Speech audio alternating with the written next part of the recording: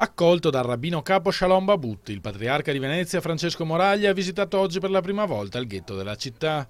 Una visita che i rappresentanti delle due comunità religiose hanno voluto diventasse anche una passeggiata per le strade del ghetto come simbolo di dialogo e partecipazione alla vita pubblica. Era una visita fissata da tempo, fa sapere Moraglia, ma che ha assunto un significato completamente nuovo dopo i fatti di Parigi, di fronte ai quali non bisogna cedere a ricatti e paure.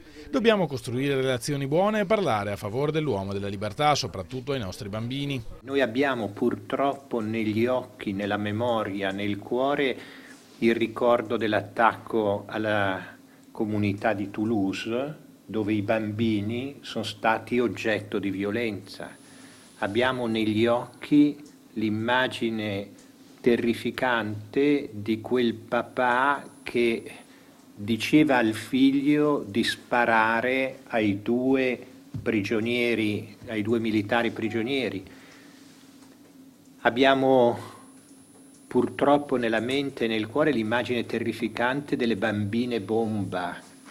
Ecco, vuol dire che i bambini devono essere oggetto del nostro impegno.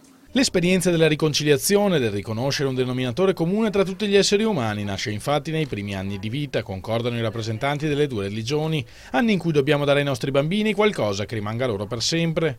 Come nell'aneddoto che il rabbino capo ha raccontato a significare l'importanza della tematica educativa. Quando arriva una persona, diciamo così, arriva una persona importante in città e chiede dove sono i difensori della città.